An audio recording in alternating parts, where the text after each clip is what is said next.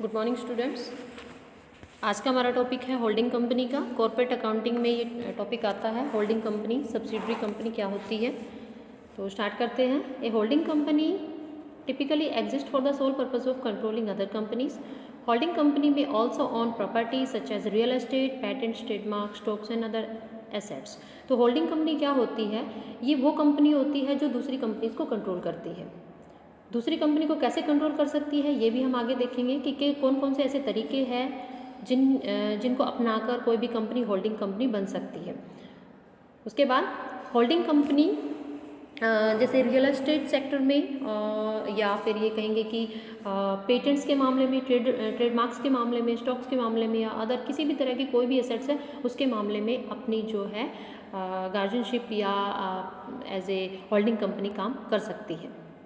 उसके बाद क्या क्या बेनिफिट्स होते हैं होल्डिंग कंपनी के? तो सबसे बड़ा बेनिफिट जो होता है एक होल्डिंग कंपनी को वो ये होता है कि वो अपने टैक्स को बचा सकती है। कैसे बचा सकती है? देखिए, holding companies enjoy the benefits of protection from losses. If a subsidiary company goes bankrupt, the holding company may experience a capital loss and a decline in net worth.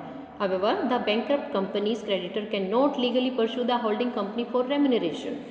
तो सबसे बड़ा बेनिफिट जैसे कि मैंने आपको बताया है कि टैक्सेशन में या ये कहेंगे कि इनकम टैक्स जब किसी कंपनी को पे करना होता है तो होल्डिंग कंपनी जब अपना इनकम टैक्स पे करेगी तो वहाँ पर वो अपनी किसी भी सब्सिडरी कंपनी का जो है लॉस शो कर सकती है या सेट ऑफ कर सकती है। तो जो सब्सिडरी कंपनी है, पहले मैं आपको इसके बारे में भी बता दूं सब्सिडरी कंपनी क्या होती है। देखिए, सब्सिडरी कंपनी होगी तो होल्डिंग कंपनी भी होगी। होल्डिंग कंपनी के अंडर में सब्सिडरी कंपनी काम करती है। देखा जाए तो अगर यहाँ पर 50% से कम जिसके शेयर होते हैं वो सब्सिडरी कंपनी कहलाती है, लेकिन अगर 50% से ज़्यादा जिससे शेयर होते हैं वो होल्डिंग कंपनी कहलाती है। तो इसके बेनिफिट्स में हमने देखा कि जो टैक्सेशन की जो टैक्सेशन सिस्टम में जो भी होल्डिंग कंपनी अपने जो लॉसेस है यानी सब्सिडरी कंपनी के लॉसेस हैं उनको दिखाकर या कैपिटल लॉस मान के अपनी जो नेटवर्थ है उसको डिक्लाइन करके दिखा सकती है। अगर नेटवर्थ डिक्लाइन होगी तो इनकम टैक्स भी कम पे किया जाएगा और साथ ही साथ किसी भी सब्सिडरी कंपनी के जो क्रेडिटर्स होते हैं बैंक्रप्सी की कंडीशन में कंपनी के खिलाफ कोई भी मुकदमा वो दायर नहीं कर सकते किसी भी क्रेडिबिलिटी के लिए, चाहे उनको उनकी जो क्रेडिटर कोई भी हो सकता है। क्रेडिटर की क्रेडिबिलिटी किसी भी तरह की हो सकती है। हो सकता है कि कंपनी के कुछ एक्सपेंसेज है जो किसी को पे करने हैं, ठीक है, या फिर जो शेयर होल्डर होते हैं उनको डिविडेंड पे करना हो। तो किसी भी तरीके से देखा जाए तो जो बैंकरप्ट कंपनी होती है जिसको हम यहाँ पर सब्सिडरी कंपनी बोल रहे हैं वो एक होल्डिंग कंपनी का काफ़ी फ़ायदा भी करती है। उसके बाद accounting standard 21 calls the holding company a parent. जैसा कि मैंने आपको पहले भी बताया है कि जो होल्डिंग कंपनी होती है वो सब्सिडरी कंपनी को कंट्रोल करती है एक गार्जियन की तरह। अगर गार्जियन की तरह कोई भी कंपनी किसी दूसरी कंपनी को कंट्रोल कर रही है तो वहाँ पर हम उस कंपनी को पेरेंट बोल सकते हैं। और ऐसा अकाउंटिंग स्टैंडर्ड 21 में भी कहा गया है कि होल्डिंग कंपनी जो होती है वो एक पेरेंट की तरह काम करती है, अभिभावक की तरह काम करती है सब्सिडरी कंपनी के लिए। Then section 2 subsection 87 of the Company Act 2013 defines a subsidiary company. According to this section, one company can become a holding company of another in any one of the following 3 ways. यहाँ पर 3 तरीके बताए गए हैं। वो तरीके जिनको इस्तेमाल करके एक कंपनी होल्डिंग बन सकती है। पहला क्या है? The first one is by controlling the composition of the board of director of another company. किसी भी दूसरी कंपनी के जो बोर्ड ऑफ डायरेक्टर होते हैं, संचालक मंडल होते हैं, उनकी जो कंपोजिशन है अगर उसको कोई भी कंपनी कंट्रोल कर लेती है तो वो होल्डिंग बन सकती है। The second one is by holding more than 50% of voting power equity shares in another company. किसी भी दूसरी कंपनी के 50% से ज़्यादा शेयर्स में या वोटिंग राइट्स इस्तेमाल करके होल्डिंग कंपनी बन सकती है। Next third point is by controlling एक holding company which controls another subsidiary और सब्सिडरीज, कि किसी भी एक कंपनी को या एक से ज़्यादा कंपनी को कंट्रोल करके होल्डिंग कंपनी बन सकती है। उसके बाद अब सब्सिडरी और होल्डिंग कंपनी के लिए कुछ टर्मिनोलॉजी है। टर्मिनोलॉजी हम ये कहेंगे कि कुछ ऐसे जो छोटी छोटी बातें हैं वो भी हमें पहले से क्लियर होनी चाहिए। जैसे फर्स्ट इसमें है कि होली ओन कंपनी क्या होती है या पार्टली ओन सब्सिडरी कंपनी क्या होती है। तो होली ओन का मतलब क्या है? होली ओन का मतलब होता है कि कोई भी होल्डिंग कंपनी जो किसी दूसरी कंपनी के 100% यानी 100% शेयर से ज़्यादा जो शेयर अगर वो रखती है तो वो होली ओन सब्सिडरी कंपनी कहलाती है। ए Holi owned subsidiary is one in which 100% shares with voting rights are owned by the holding company. The second one is on other hand in a partly owned subsidiary only the majority of shares that is more than 50% are owned by the holding company. तो partly owned company कौन सी होगी? वो company होगी जिसके shares 50% से ज़्यादा रहेंगे, 50% से ज़्यादा। होली ओन में 100% एंड पार्टली ओन में मोर देन 50%।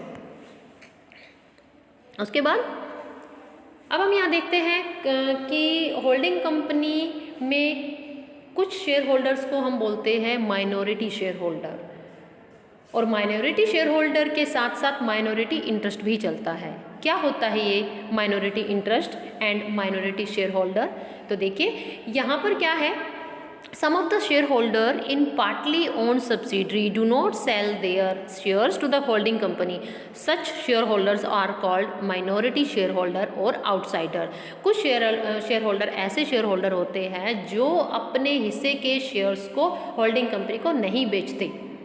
तो यहाँ पर क्या होगा, जो अपने शेयर्स नहीं बेचते उनको यहाँ पर माइनॉरिटी शेयर होल्डर कहा जाता है, और ऐसे शेयर होल्डर उनको हम आउटसाइडर भी बोल सकते हैं।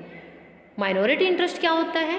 एंड माइनॉरिटी इंटरेस्ट होता है कि देयर शेयर और interest in the assets of the subsidiary company is termed as minority interest.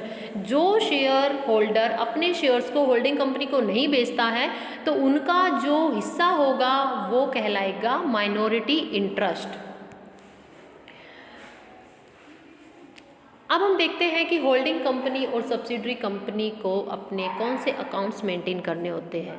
तो देखिए अकाउंटिंग स्टैंडर्ड 21 यानी AS 21 consolidated financial statements issued by the Council of the Institute of Chartered Accountants of India, that is ICAI, comes into effect in respect of accounting period commencing on or after 1st April 2001। कि accounting standard 21 जो है उसमें ये provision है कि accounting standard 21 जो कि ICAI यानी institute of chartered accountant of India ने इशू किया है, बनाया है। और अकाउंटिंग स्टैंडर्ड 21 में क्या है कि कंसोलिडेटेड फाइनेंशियल स्टेटमेंट बनाए जाते हैं। नाम से ही क्लियर है, कंसोलिडेटेड यानी इकट्ठा, एकीकृत जो वित्तीय स्टेटमेंट है वो बनाए जाते हैं। और ये स्टेटमेंट कब बनाए जाने लगे हैं? ये स्टेटमेंट बनाए जाने लगे हैं 1 अप्रैल 2001 या इसके बाद जो भी होल्डिंग कंपनी और सब्सिडरी कंपनी के एग्जिस्टेंस में आई है उनके लिए ये मैंडेटरी है। An enterprise that presents consolidated financial statement should prepare and presents these statement in accordance with standards. कि कोई भी एंटरप्राइज जो है अगर कंसोलिडेटेड फाइनेंशियल स्टेटमेंट बना रही है तो उसको इस अकाउंटिंग स्टैंडर्ड 21 के प्रोविजंस को देखते हुए ही अपने अकाउंट्स को मेंटेन करना है।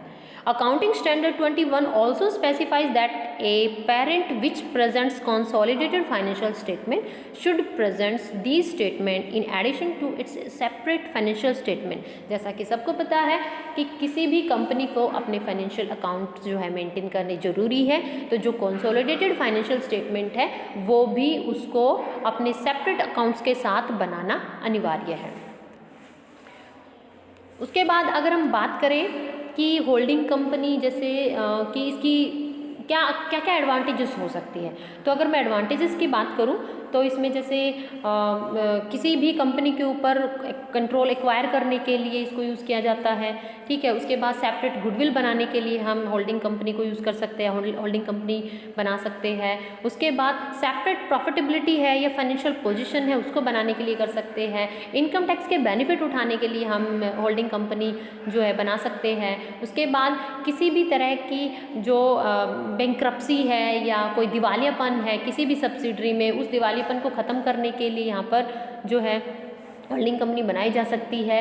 मैनेजमेंट में एफिशिएंसी यहाँ पर देखने को मिलती है होल्डिंग कंपनी में। उसके बाद किसी भी तरह का कंपटीशन अगर दो कंपनी के बीच में है तो होल्डिंग कंपनी बनकर और दूसरी को सब्सिडरी कंपनी बनकर कंपटीशन को ख़त्म किया जा सकता है। उसके बाद कुछ ऐसे बेनिफिट्स भी होते हैं जो इंटरनल और एक्सटर्नल टाइप्स के होते हैं, वो भी ये कंपनी उठा सकती है। और अगर देखा जाए तो होल्डिंग कंपनी जो है एग्जिस्टेंस में अगर आई है तो इसके बहुत सारे बेनिफिट है, तभी होल्डिंग कंपनी अपना जो भी है अकाउंटिंग स्टैंडर्ड 21 यानी जो ICAI है, Indian institute of chartered accountant of India, उसने 21 स्टैंडर्ड अकाउंटिंग स्टैंडर्ड 21 इसीलिए दिया है ताकि ज़्यादा से ज़्यादा जो कंपनी बैंक्रप्सी में जाती है या दिवालियापन की स्थिति में पहुंच जाती है तो कंपनी के बचाव का एक ये तरीका भी है। होल्डिंग कंपनी बनके और सब्सिडरी कंपनी बनके दोनों अपना जो है बचाव कर सकती है।